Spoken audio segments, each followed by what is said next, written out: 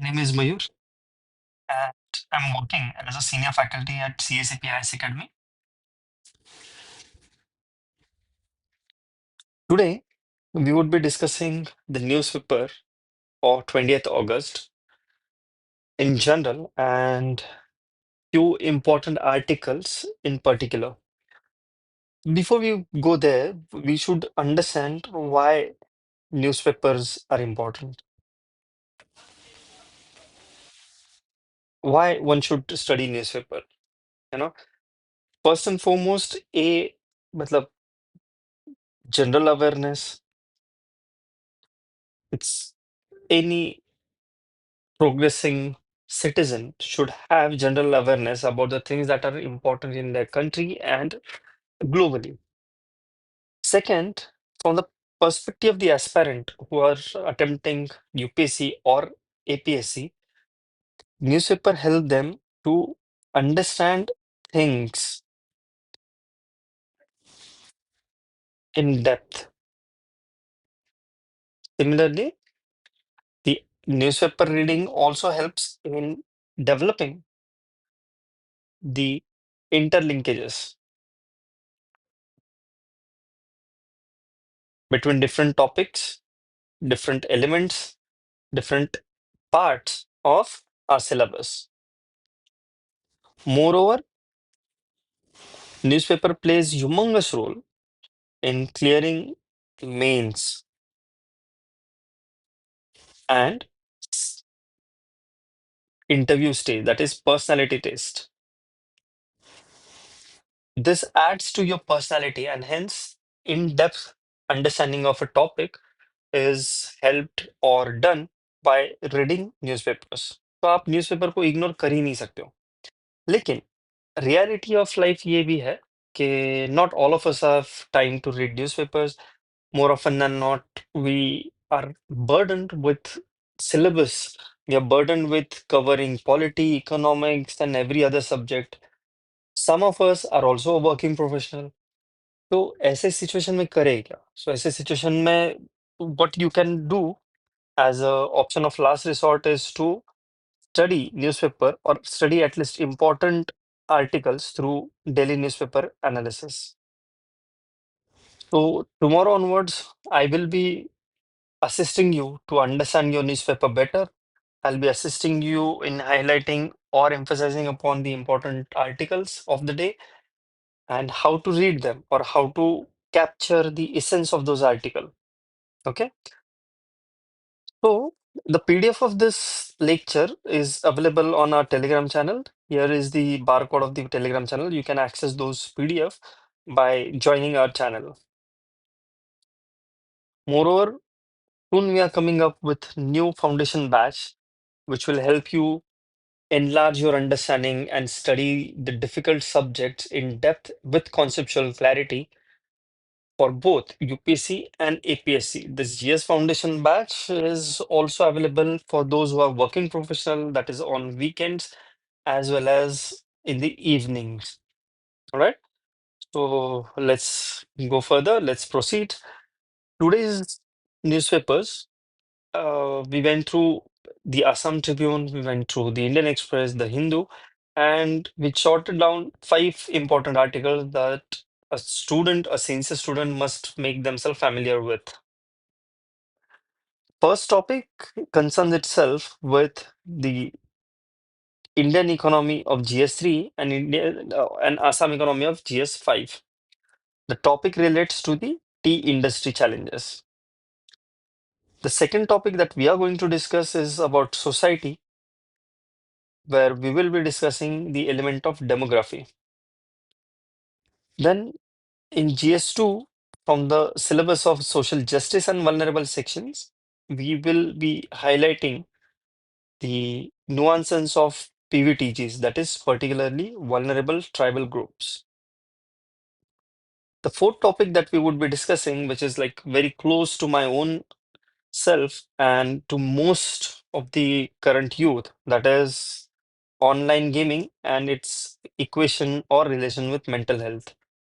The syllabus that it touches upon is from GS2, Health and Government Policies, and GS3, technology, and economic part of it. And then the last, we would be discussing international relation, specifically India-Singapore economic corridor that has come into discussions recently. So let's get started. First, the tea industry challenge.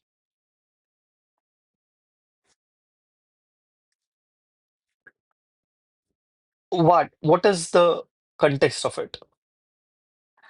Today, the Indian tea industry stands at the critical juncture, facing multiple challenges arising from fluctuating production levels to surge in imports and declining in prices.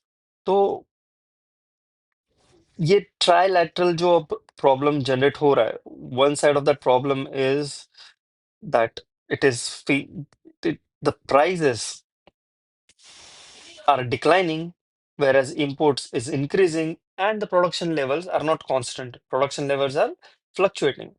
Some years it's increasing extremely, some years it is decreasing. So there is a multiplicity of problem currently facing the Indian tea industry. What kind of a question can be formed basis on the content of this article? The question could be, the Indian tea industry is facing structural challenges due to oversupply, falling prices, and policy loopholes. Discuss the causes and suggest measures to ensure the long-term sustainability of this sector. Let's address the topic. Let's understand what is stated in the article. What is the current situation? Currently, Indian T market is facing over supply crisis. Over supply crisis का मतलब क्या होता है कि जितना demand था उससे ज्यादा सप्लाई हो रहा है. So by the share logic of demand and supply, if the supply is more than the demand, the prices are supposed to be crashing down the road, right? Prices उसकी कम होंगी. लेकिन क्या सिर्फ इतना ही सिचुएशन है? क्या just the problem is only of oversupply? And if it is a problem of oversupply, how severe is this problem? Let's understand. Recently, the domestic production has increased by 20%. 20% rise in Upper Assam has been observed, and a sharp rise in imports from Kenya has increased. For example, the Kenya alone exported tea, which saw a rise of almost 300% in 2024 alone. So you can clearly see the oversupply crisis is two front. One is overproduction in domestic region, and second, it's the over import, right? So if demand is of 100 units और production ही आपका 180 units का हुआ है, and then you have also imported 220 units, एक rough estimate बता रहा हूँ मैं आपको, और डिमांड सिर्फ 100 यूनिट्स का है, you have like 400 units of the product ready, obviously prices crash होंगे ना.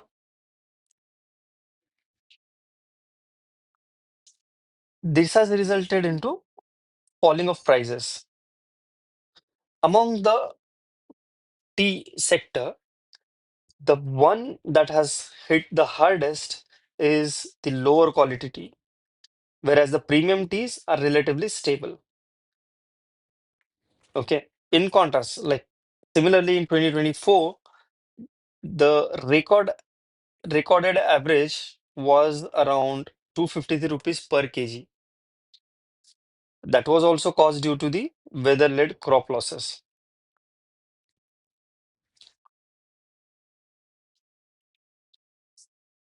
What are the policy gaps and what are the misuse?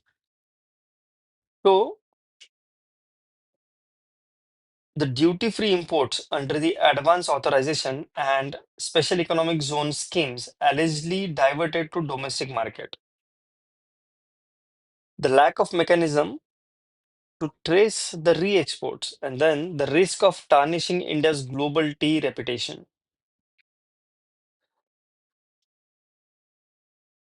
The government and industry has taken certain measures. Those measures are Tea Board ordered output curtailment in November 2024, ineffective due to continued imports.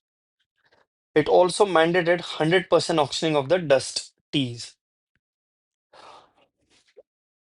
What does industry seek? Industry is seeking import duty revision. That means full duty upfront and refunds post verifiable export. Then robust SOP for traceability, which is like this is a Sri Lankan model being used. And then we also need stronger FSSI quality enforcement. Food Safety and Standard Authority of India quality enforcement. So in large, what have you understood from this particular article? इस article बस तीन चीजें आपको बता रहा है. एक कि there is a mismatch between demand and supply. That mismatch is because of the oversupply, and that oversupply is caused by domestic excessive production and excessive imports. What it has resulted? It has resulted into falling of prices. It has crashed the prices of the tea.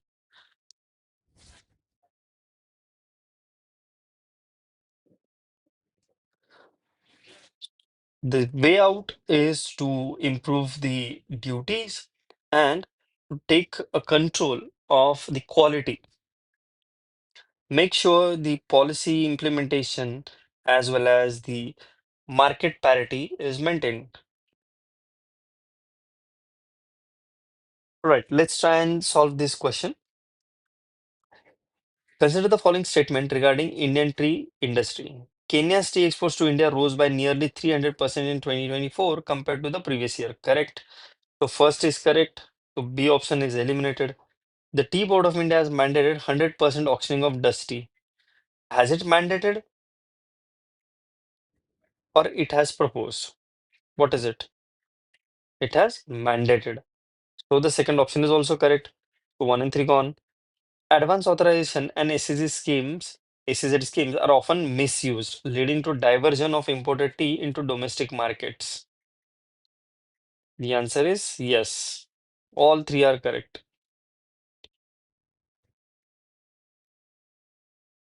All right. Okay. Let's move on to the next topic. Next topic is demography is destiny. It covers the Indian society from GS1.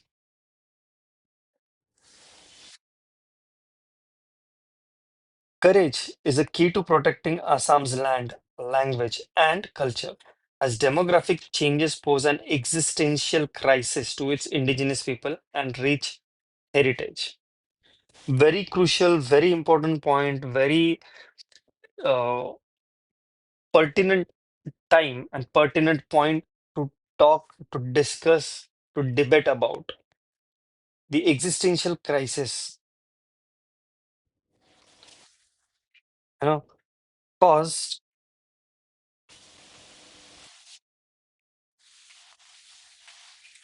caused by demographic changes of Assam.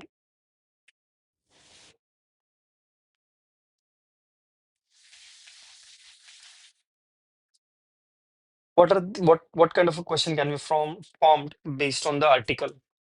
See, mm, Assam's recent eviction drives have been described as both a defense of indigenous identity and a politically sensitive issues, right?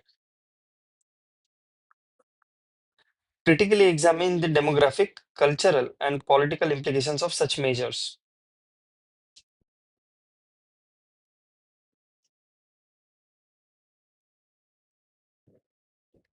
Before we understand the topic, let's take a look at the background. The Assam government undertook large scale eviction drives against illegal encroachers.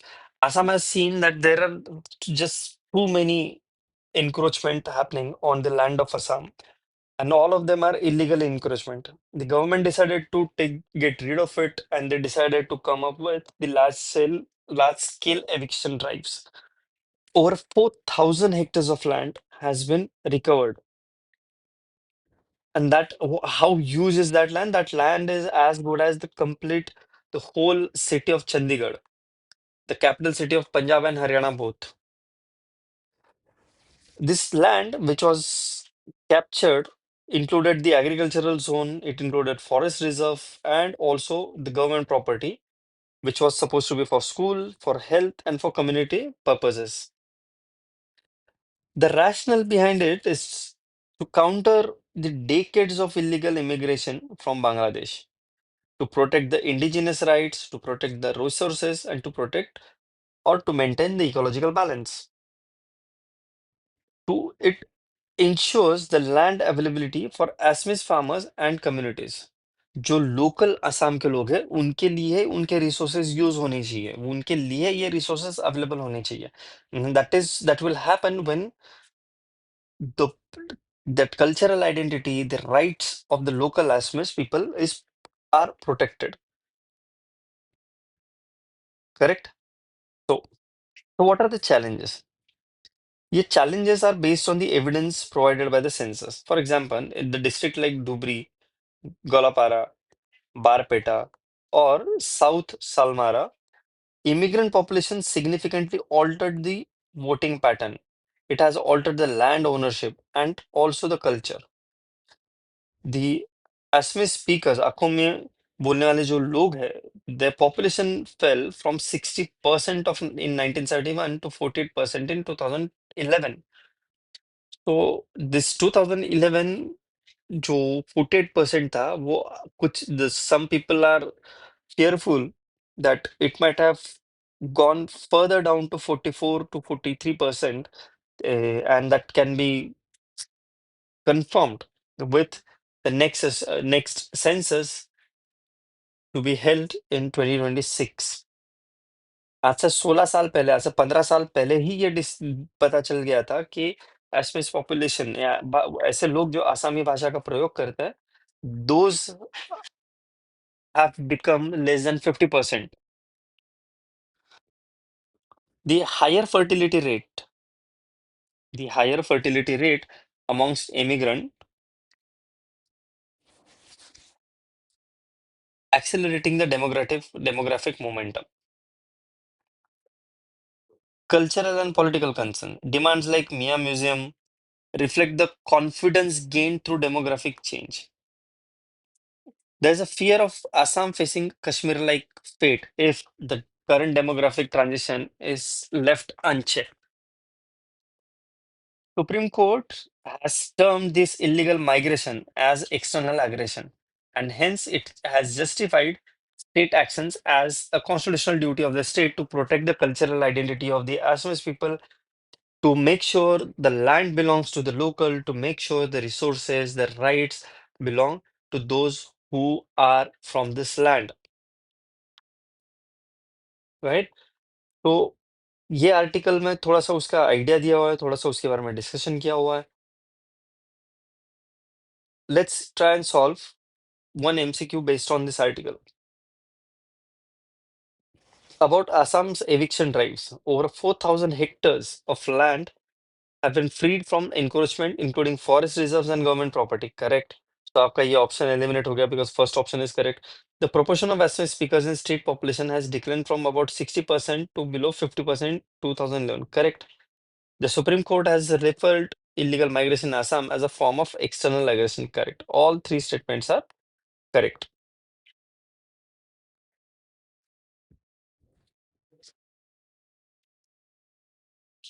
The newspaper the article aptly emphasizes upon the need of the hour that the government has to take care of the local population by restraining or by stopping all attempts aimed at changing the demographic structure of this holy land of Assam.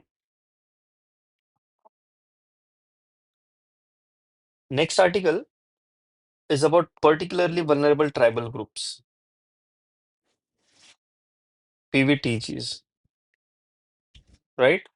So, what are PVTGs? PVTGs are those tribal group which are extremely vulnerable, which are very less in number, which are living isolated life away from the common people, away from the common folks of our country.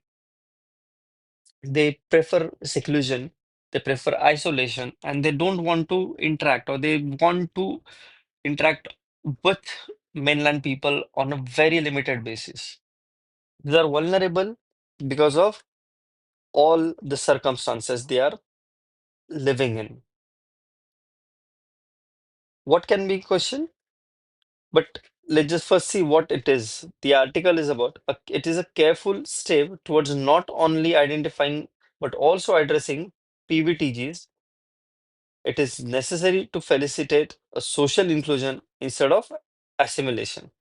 They want to focus on inclusion and not just on assimilation. Inclusion and assimilation में difference क्या है? Assimilation is just coming off together, whereas inclusion is becoming one.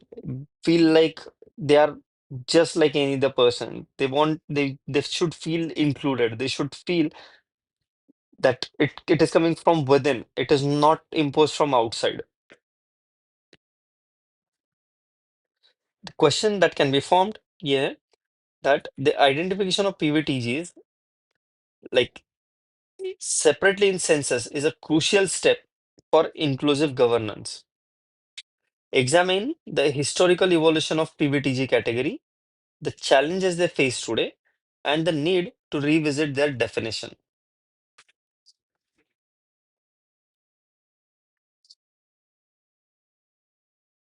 So, what are the recent development? Ministry of Tribal Affairs has asked the Registrar General and Census Commissioner to enumerate the PVTGs separately in the upcoming census to be conducted in 2026.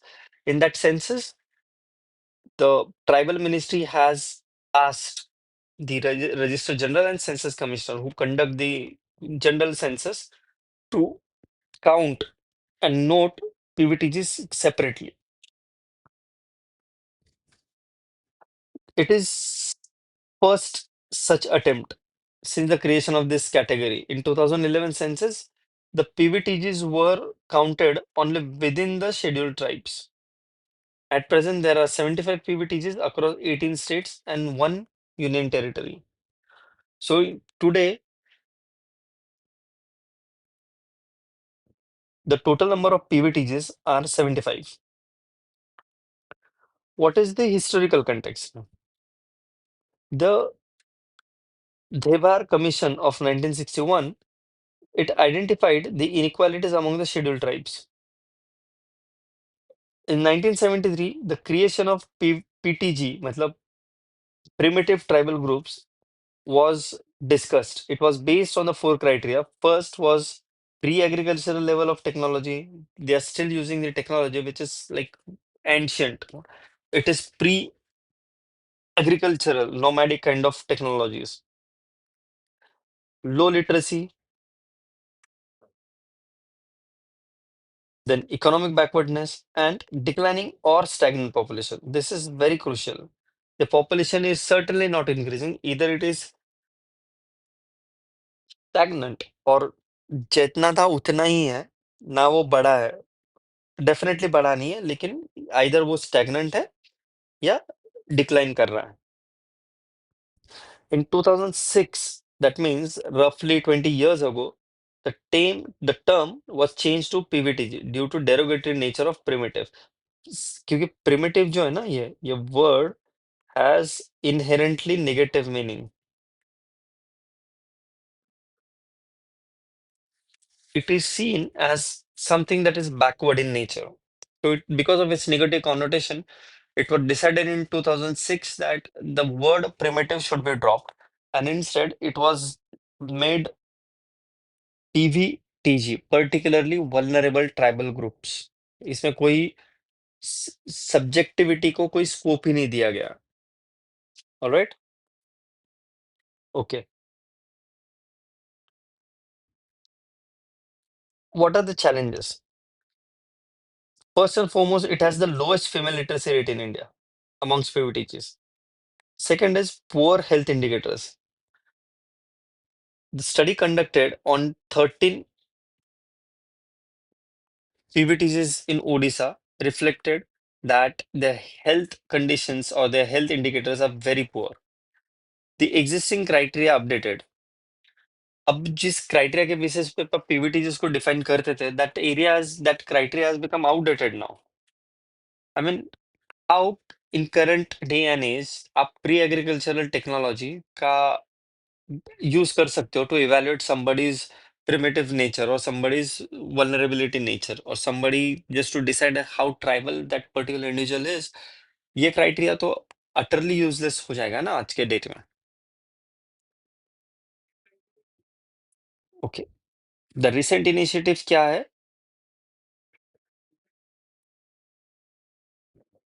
The recent initiative taken are PM Janjati Adivasi न्याय महाअभियान. PM Janjati Adivasi न्याय यानी justice महाअभियान.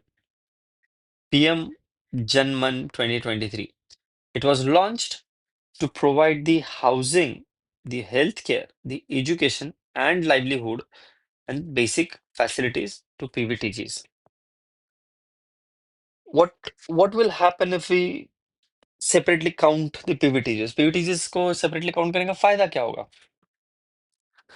इसका फायदा ये है कि it will help in sociological mapping of the community. इस ओवरऑल इंडियन सोसाइटी में वो कहाँ पे बैठता है numerically, economically, ownership wise, exercise of rights के wise.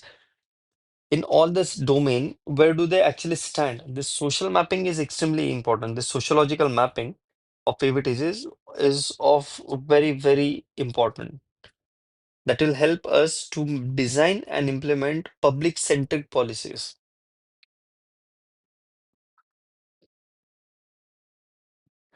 This will facilitate the targeted welfare and it will avoid the exclusion.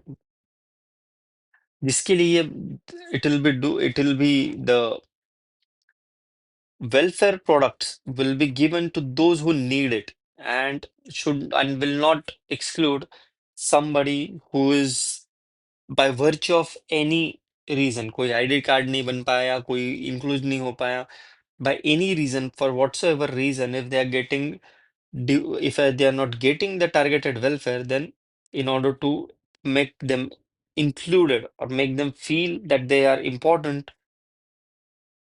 this separate enumeration will play a role.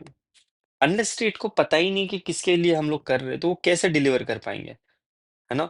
To ensure the targeted delivery we need the data. How many of them are there, where are they, what kind of requirements they have. ये सबको evaluate करने के लिए we need this data. This will help us in inclusion and not the forced assimilation. Okay, all right.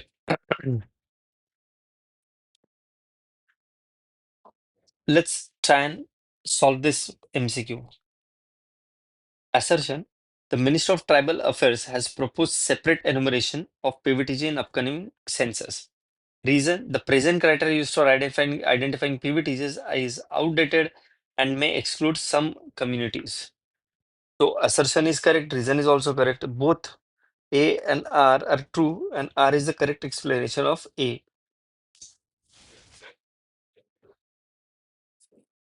ठीक है? Now, next topic is about online gaming, something that has become kind of a disease. There are so many young minds, so many young people whom you see sitting across the street, sitting in a cafe, sitting in a bus, and they're playing this video game and they're betting their money. ये सब चल रहा है. And this has kind of become an addiction.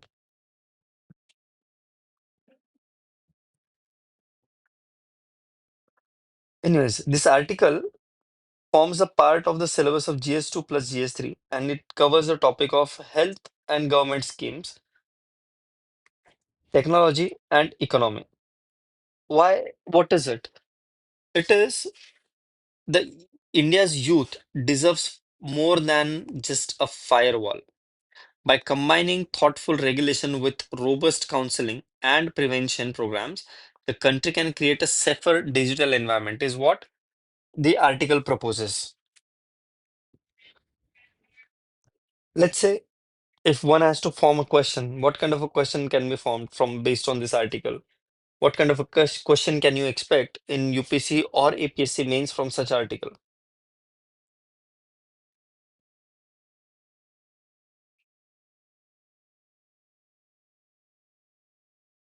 Quote, online gaming addiction in India is not just a legal or economic issue, but a behavioral health challenge. But a behavioral health challenge. We have gone past that it's a legal or economic issue. No, the statement says it's a behavioral health challenge. Discuss the psychological, social, and policy dimension of this problem. What could be the balanced strategy to address this? Yeah, I think this can be a 15 marker question. So let's address this question. But before that, what is the background of this article? The context.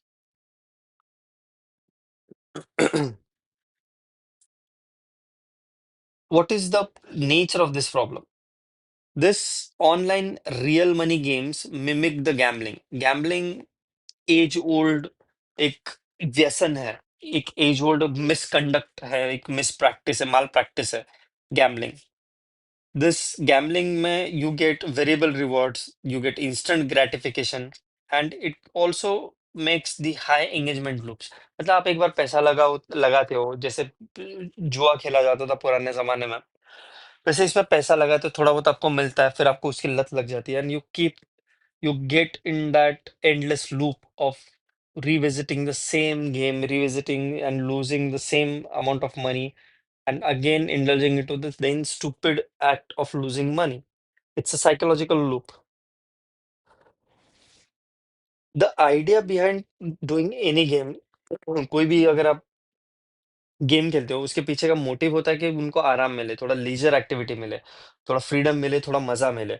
लेकिन ये जो online gaming है, जहाँ पे आपके पैसे आपसे लिए जाते हैं, पैसे कमाने का अपॉर्चुनिटी दिया जाता है, those are not there for leisure, they are rather to create dependency on themselves. And this addiction of playing such real money games, they are particularly harmful to adolescents because this leads to secrecy, this leads to poor academic performance, and also the mental health deterioration. अगर आप इतना सब कुछ experience कर रहे हो, तो obviously it is going to impact your family life. It is going to impact the psychology and emotional and financial health of your family as well.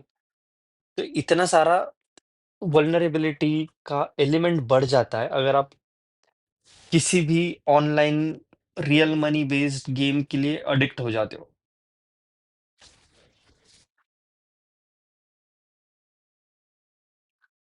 What are the psychological and social impact of such online gaming?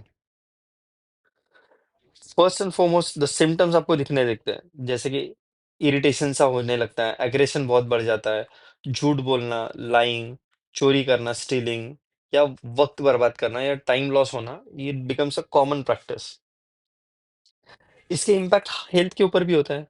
For example, anxiety increases, depression increases, suicidal ideation, इनका भी मतलब suicide के ख्याल आना, ये भी बहुत ज्यादा बढ़ जाता है. अगर ये सब हो रहा है तो इसका इम्पैक्ट ऑब्वियसली फैमिली के ऊपर होगा, है ना. There is a there it will impact financially to the family, then it will lead to the arguments, it will lead to the breakdown of trust within family members. In recent past, India has reported certain cases, that increasing number of cases, which have seen that children are draining the family savings. जो भी माँ बाप ने बचा हुआ पैसा है, जो भी थोड़ा बहुत उनका सेविंग्स था, वो सब ड्रेन आउट हो जाता है, सब कुछ वो खत्म कर देते हैं ये ऑनलाइन गेमिंग में, बहुत सारे स्टूडेंट्स, बहुत सारे बच्चे. And it also leads to incurring डेप्ट और इंक्रीजिंग सुसाइड. तो अगर आपको पता है कि सिचुएशन इतना ज्यादा क्रिटिकल है, इतना ज्यादा बुरा है, तो इसको डील कैसे किया जाए? Correct. So Government is thinking of coming up with a plan, with a policy, with an act wherein it will try and control the online gaming structure and the venues or the avenues of losing money or the sweet cover given to the age-old addiction of gambling. What are the policy dimension of it?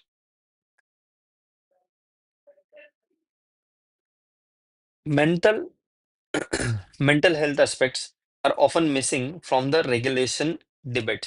हम लोग जब भी regulation के debate की बात करते हैं तो we are always discussing about financial dimension of it, regulatory dimension of it, we might be discussing ethical dimension of it as well, है ना? लेकिन what we do not discuss is the mental health dimension of it. तो हमारे पास option क्या बचता है? What kind of options do we have as a regulatory options? First is total ban, जैसे हम लोगों ने वो टिकटॉक वगैरह बैन कर दिया था, इसकी वैसे ही 100% बैन कर देते हैं इसको, ऑनलाइन गेमिंग को। और what we can do, we can have a partial ban और we can have age gating. Gating का मतलब है कि किन को अंदर एंट्री मिल सकता है, एक गेट लगा दिया जाए, एंड अनलेस यू आर से 18 प्लस और 21 plus you cannot directly invest in online gaming platform. You should be denied all sorts of access to such platform. All right. So, what is a way forward? Way forward is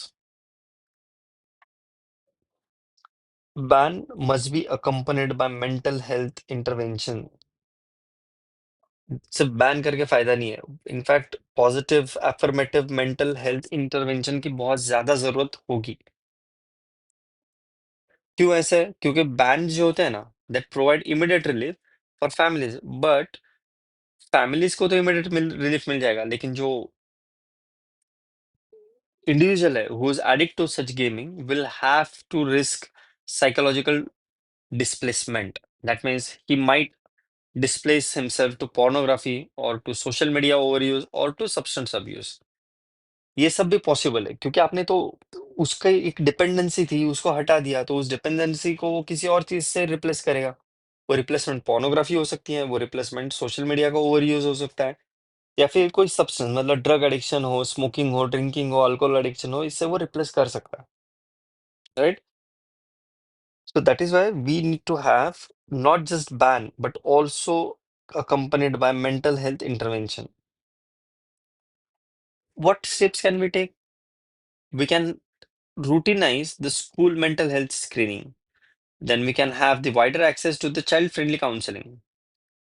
Then we can deploy the training of parents and teachers to detect the warning signs amongst the students.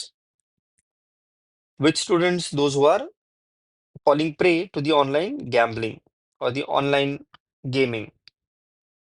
We also need to run awareness campaign on digital addiction. How should we approach it? This approach is simple. The treat this addiction as a behavioral health challenge rather than the disciplinary issue. यहाँ पे किसी को discipline लगाने का है, किसी को ठीक कर देना है, कोई बिगड़ गया है, इसके लिए हमको ये करना है, ये सब सोचने पड़ोगे तो बहुत ज्यादा नुकसान हो जाएगा। Better, let's just take a look at gaming pattern as behavioral disorder, ऐसा बिहेवियर जिसको ठीक किया जा सकता है। ठीक है, सो अगर हम लोग इस अप्रोच को चेंज कर दे तो we can have a better outcome. तो take 30 second and try and answer this question, the MCQ.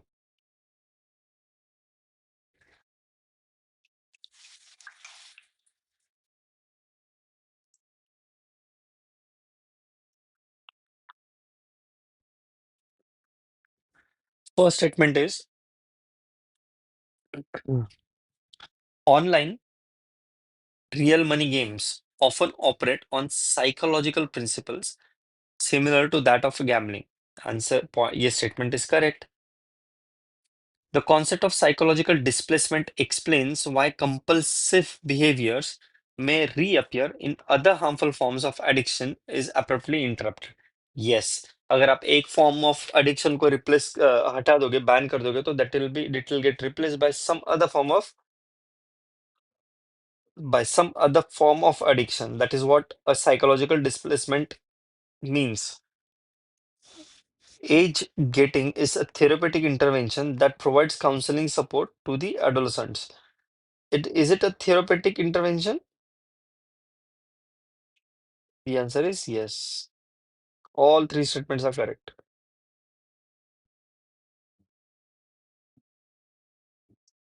All right. Now we have reached the last article of the day. The article is from the topic of IR. It deals with India and its neighbor.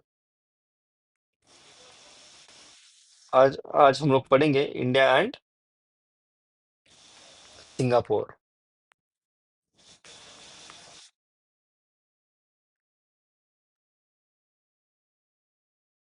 उसमें भी we would be focusing on economic corridor.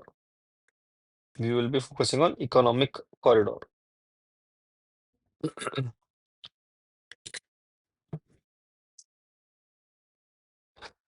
Strengthening alternative dispute resolution ADR. It's critical to India's aspiration of becoming global hub for investment and trade. ये coat दिया हुआ है. Discuss in the light of India Singapore collaboration in arbitration. Question simple बात बता रहा है कि अगर हमको इंडिया को ग्लोबल हब बनाना है for investment and trade, then India has to strengthen its alternative dispute resolution mechanism. Alternative dispute resolution mechanism का मतलब क्या होता है? तो अगर आपके बीच में कोई किसी भी दो पार्टीज के बीच में कोई डिस्प्यूट है कि उनके बीच में कोई झगड़ा है, तो आज हमारे पास क्या ऑप्शंस है? एक तो हम कोर्ट में जाएंगे, पुलिस में जाएंगे, है ना? That is a lengthy procedure. Court में भी आप जा सकते हो. ऑल्टरनेटिव डिस्प्यूट रिजोल्यूशन का मतलब क्या है? कि आपको कोर्ट में जाने की जरूरत ही ना पड़े, पुलिस में जाने की जरूरत ही ना पड़े. There should be an independent system which should assist you to resolve your disputes.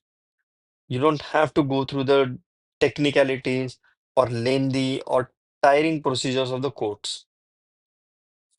Discuss this idea in the light of India-Singapore collaboration in arbitration. Arbitration में इंडिया सिंगापुर कोलैबोरेट कर रहा है, उसके पर्सपेक्टिव में इस स्टेटमेंट को discuss करो, ऐसा क्वेश्चन है. Okay.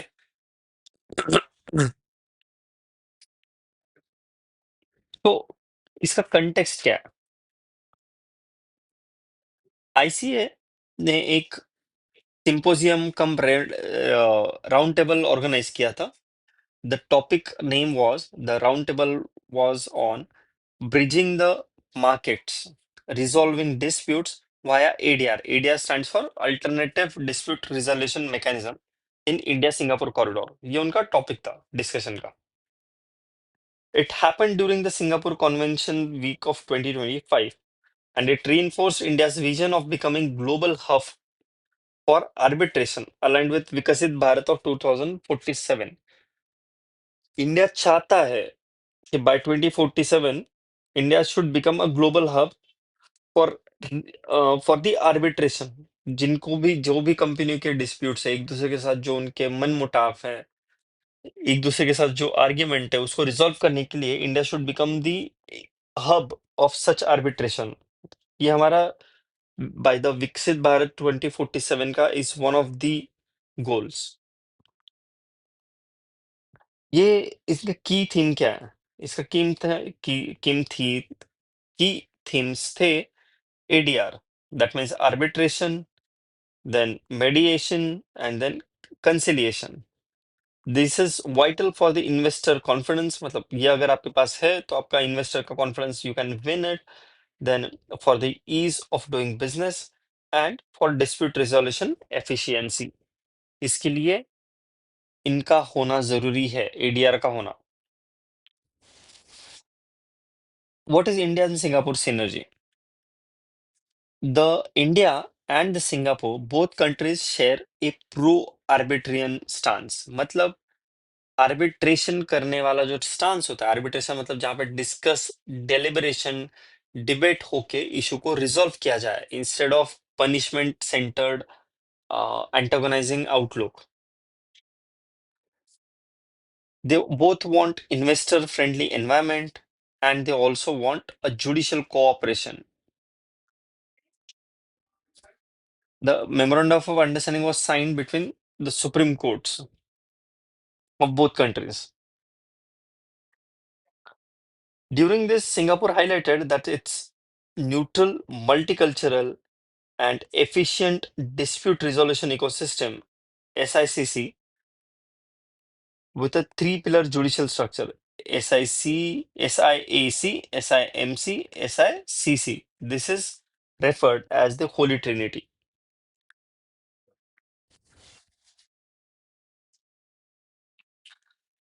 What is India's perspective on this? Arjun Ram Meghwal sir, who's the law minister, he emphasized that Panch Parmeshwar doctrine. He emphasized on Panch Parmeshwar doctrine. That is what it implies. It implies the consensus-based justice. ADR's role in reforms and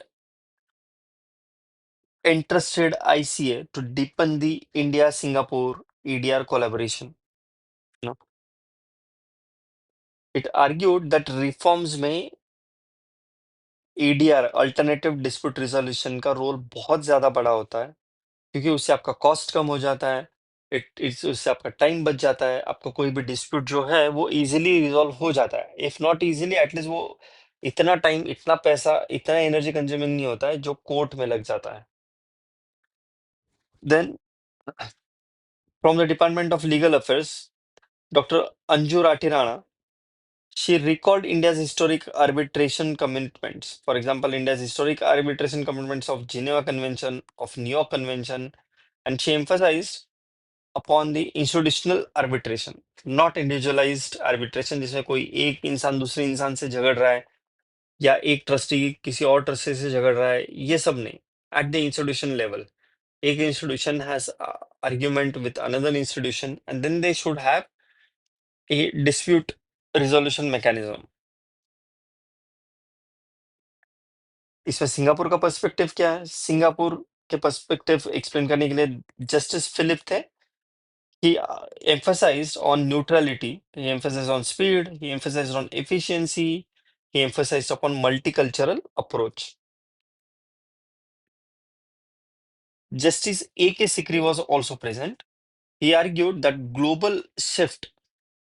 there's a global shift from globalization to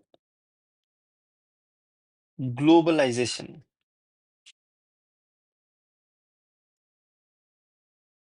Singapore's Trinity ecosystem, that is a model. अब ये ICA का role जो है वो इतना ज्यादा important नहीं है, बट हम लोग अभी डिस्कस कर ही रहे तो देख लेता है. आईसीए क्या है?